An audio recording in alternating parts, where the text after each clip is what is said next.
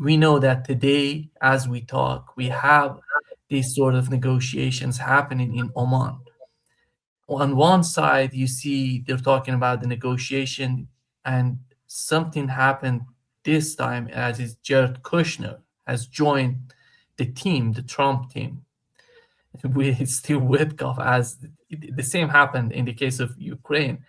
And on the other hand, the Israeli media says this may be a trap, a new trap to, somehow convince Iranian that the United States or Donald Trump is trying to negotiate with Iranians and then attack Iran. What is your perception? What is your take on what's going on right now? Well, I think Donald Trump does not know what he wants and why he's doing what he's doing. There is no policy process in Washington. There's no strategy that is developed. He has surrounded himself with yes men. It's not clear to me that even the military, who have a habit of speaking truth to power, still do that. So he has committed himself to an armada aimed at Iran. And I don't think that armada can do anything useful one way or another. But let me go back. What are the stated objectives? One is to, in effect, restore the JCPOA, to have a deal on nuclear matters. Well, there was one. He tore it up. I don't know why anyone in Iran would believe that if he signed another JCPOA, that he would keep his word. He changes his mind and his word with uncommon frequency. The second consideration, obviously, what is behind this is, well, there one of the stated objectives is somehow to help the protests in Iran, the protesters, confront the government and either force reform or the overthrow of the government. I'll come back to that. There is no way that a military force can do that, except to do more of the same. What does more of the same mean? It means make Iranians so miserable that they feel they have no alternative to changing the regime, either by reform or by overthrow. But the track record there is very clear. If you confront Iranians like that, they rally behind their country. You mentioned Graham Fuller was a very patriotic American. He was a dissident. He did not believe in what the government in the United States is now doing, either domestically or abroad. Many Iranians probably are in the same position vis-a-vis the Iranian government. But you can't do anything useful by bombing Iran. So that is wrong. Then we come to the unstated but obvious purpose of all of this, which is to level every country that opposes Israel in West Asia, to make Israel the unchallenged hegemon of West Asia. And Iran is the principal obstacle to that. This is basically the United States being used by Israel for Israeli purposes. Or maybe it's by the United States being used by Zionists in the United States to support Israel's objective. Or maybe it's the United States using Israel somehow. I don't know. But the fact is, this is the real objective, regime change. And you can't do it with an armada off the coast of Oman, where the negotiations are taking place. That brings me to the negotiations. The people on the American side of those negotiations, Witkoff, Kushner, etc., have an unblemished record of failure. They have not accomplished anything in any negotiation that they have entered. There is no ceasefire in Gaza. There is no Israeli withdrawal. There is no Hamas disarmament. There is no government in Gaza. the idea of a real estate development in Gaza, which Jared Kushner has proposed, is absurd. It will never happen. The international force that's supposed to be in Gaza was a fiction. No one wants to join a force that is aimed at preventing Palestinian self-determination. The Ukraine war, same team, same result. You know, if this were baseball, I would say they're batting 0. They have no achievements at all of any consequence. So there they are in Muscat. The last time they were to go to Muscat, of course, this was cover for a surprise attack on Iran. You're quite right. The Israeli press remembers that, I think, with approval rather than disapproval.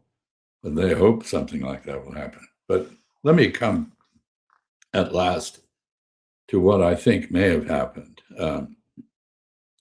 There was an agreement at Mar-a-Lago between Prime Minister Netanyahu and President Trump about a number of things. One of them was an arms sale package, $6 billion of basically equipment which is relevant to ground combat. It is not relevant to the Iran situation. They agreed also to attack Iran, I think, and then wait a minute. Netanyahu probably went home and talked to his military, who are intelligent people, and they said, if we do this, we're going to pay a terrible price. We could not stop Iranian missiles at the end of the so-called 12-day war in June, and the Iranians will devastate Israel with a missile counterattack.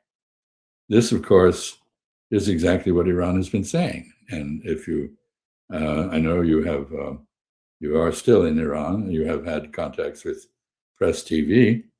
Press TV has been very clear in its propaganda that Iran would respond to an attack on it by the United States with a huge barrage of perhaps as many as 2,000 missiles all at once to overwhelm Israeli defenses and devastate Israel.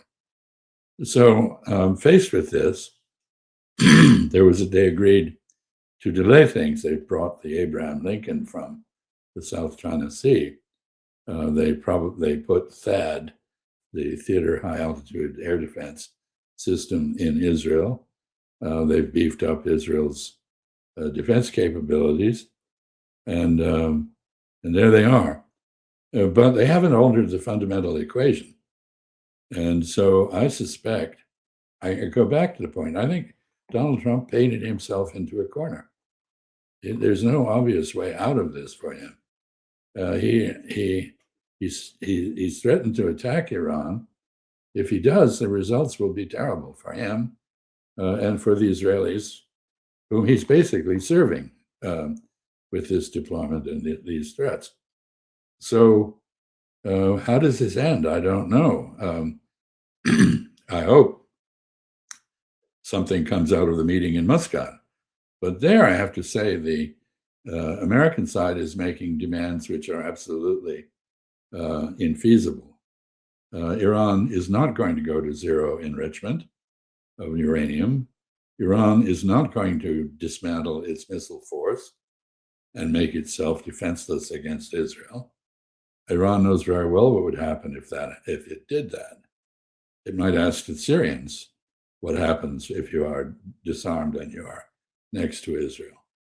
So Iran is not going to sever its ties to various elements of the resistance in the region to Israeli hegemony, whether it's Hezbollah or Hamas or Yemen or the Houthis or whoever. So I think Mr. Trump has created a dilemma for himself. Now, the fact that this is occurring while the Iranian leadership has huge problems with domestic unrest and ferment in Iranian society, There is no consensus in Iran anymore about anything. And so this is a very fluid situation. And but I think if Mr. Trump attacks, he will clarify the situation not against the government, but in favor of it. So I don't see how any of this makes sense. And I'm just puzzled. How do we get out of this? What is the result of what has already happened in Iran, around Iran, with Israel, between the United States and Israel? And of course, we have the Gulf Arab countries, all of whom have sided basically with Iran. Do not attack Iran, they have counseled. Do not use our airspace. Do not use any base on our territory to attack Iran. So the net result of all of this is to drive a further wedge between the United States and its Arab partners in the Gulf. I don't think it strengthens relations with Israel, and it does not appear to offer Iran anything. So where do we go? I don't know. Sorry about the long ramble, but I am very perplexed. Yeah. Here is the same, ambassador, because the government doesn't know they don't know what's happening in the mind of the Trump administration. After all, the military and the intelligence, whatever they're talking in the domestic media, they're not optimistic about any sort of talk with the Trump administration. They say nothing gonna come out of this sort of talk. It's just wasting the time, wasting everything to negotiate with. On the other hand, you see the government, they want to let the door open. They want to talk. They want to negotiate. This is a political posture on the part of the government. And these are diplomats. This is the way that they communicate. That's why they have, so far, they try to convince, people, mostly the people who feel that the United States would attack again, and this sort of negotiation doesn't change anything, then instead of talking with the Trump administration, you have to be prepared as much as you can to respond to any attack. And the other thing, Ambassador, is what is in the mind, what are the main points on the part of the Americans, on the part of the Trump administration, these people.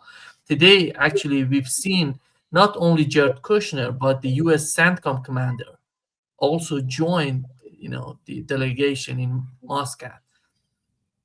And one of the things that it seems that they're asking for is that Iran should limit the export of oil to China. Al Jazeera reported on that. What is that? When you put, what has happened in Venezuela, because I think everything they're doing to Venezuela will not get to China. And right now, it seems that in these negotiations, they're seeking that on the margins of their plans, they're seeking that. But Iran is not gonna, as I see here, talking with officials, with the media, they're not gonna give up on the enrichment on the Iranian soil. Ballistic missiles, they're not gonna negotiate on ballistic missiles. That's really the dependent on think the existence of Iran, because if they give up on their missiles, they're gonna be, they're gonna destroy everything here in Iran. And no, I these are think we issues, I think unnegotiable issues on the part of Iranians. right. I think we agree, but there is another underlying purpose here on the part of the Trump administration, or which is a personal purpose of President Trump.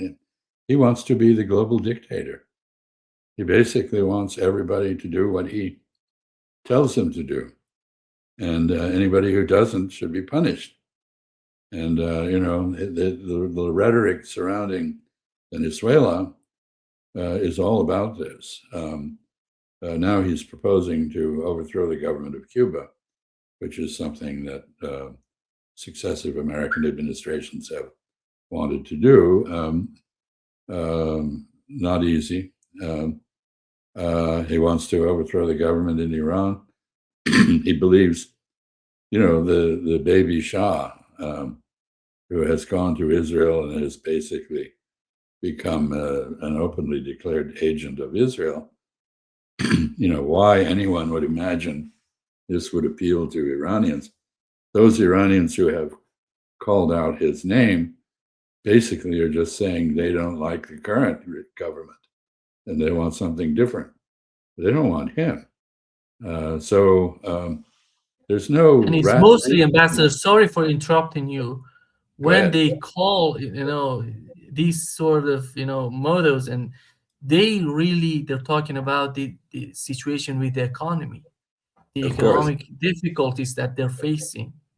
of Because course, and they're entirely right to protest. But I don't see well, first of all, it's pretty clear that the government in Tehran does not have an answer to reviving the economy under current circumstances. That is a reason to meet in Muscat to try to get some relief from the sanctions. The idea that Iran would accept American dictation about where it sells its oil is ridiculous. That would reduce Iran to the level of some kind of satellite of the United States. It would establish, it would negate Iran's sovereignty as much as Venezuela's sovereignty has been negated. And so the one thing, the supreme interest of any country is to protect its national identity and its pride in itself. And Iran is in terrible condition, but it's not prepared to bend its knee to Donald Trump. So I don't know what will come out of these discussions in Muscat, but I think the Trump administration has put itself in a difficult position. I don't think it can win coming out of this. On the Iranian side, also probably can't win. So Israel can't win. I think this is a lose-lose situation that we have created, and I'm not particularly a fan of the government of Iran, but I feel sorry for them. They have very few choices, not many options, and clearly, as you said, if they can't address the economic issues, then there's very little basis for peace at home in Iran.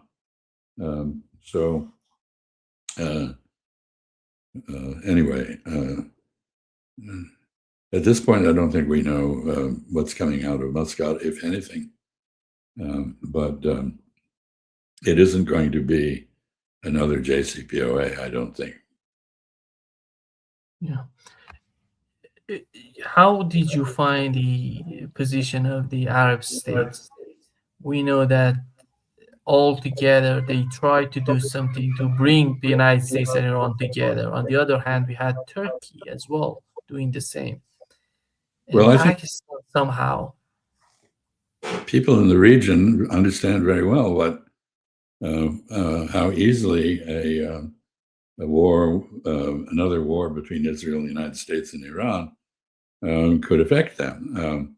The Turks, have redefined their sphere of attention to include West Asia and the Red Sea and the Horn of Africa, and of course they have a historic relationship with Iran.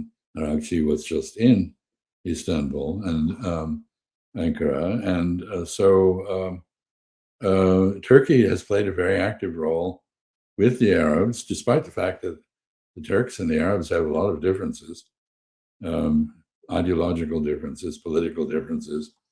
They all agreed, we don't want another Israeli attack on Iran, either directly from Israel or indirectly by the United States. And so, they understand very well.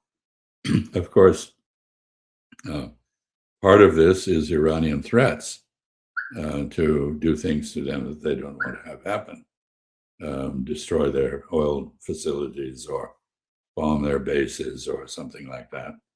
But I think it's less the fear of that than just generally, they recognize, as the foreign minister of Oman, Busaidi, said, Israel is the source of instability in the region, not Iran. Iran might once have been the source of instability when the revolution was young and people in Iran wanted to export wilayat al-faqih, that system of government. But that's long in the past. Iran is not trying to export its system of government now, and if it did, domestic difficulties it's experiencing in Iran would make that a very difficult task. I mean, who wants to be like Iran? Iran is miserable. I guess the final irony here is that Pezeshkian, the president, actually wanted a very different opening to the West and reconciliation with neighbors. He's got the reconciliation with neighbors mostly because of the threat that Israel and the United States have posed to them. And so I think you saw the coalition of Iran and its Arab neighbors across the Persian Gulf basically coming together. Let's not have a war. But, you're right. In the end, Iran has no choice. It has to prepare itself for the possibility there will be a war. And it has apparently a credible deterrent. Of course, deterrence, it's not weapons. Deterrence is the mind of the actors involved. So if Israel understands that Iran could maim it, wound it very seriously, then Israel may be deterred. If the United States understands that in a war with Iran, it could lose many, many lives, not just on bases in the region, but maybe on the Abraham Lincoln.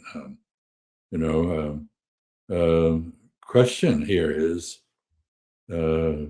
Iran still prepared to do what it has been doing? What it has been doing is responding in a very restrained way to attacks and provocations from Israel. It has not targeted civilian installations in Israel. It targeted military and intelligence facilities. It has not carried out a strike on an American occupied base, except in a symbolic sense, when it fired a missile at Al Udeid in Qatar. But it did that in a way that ensured that no one was killed. Is it prepared to continue to do that? I think the question is, has patience run out in Tehran? And maybe it has, because it's beset by protests, which, justified as they are, have been successfully manipulated by foreign forces. And now an American armada sitting in the Arabian Sea. Or the Gulf of Oman. So this is all pretty tense and difficult. And I think it's very easy to understand why Turkey and the Arabs tried very hard to prevent a war.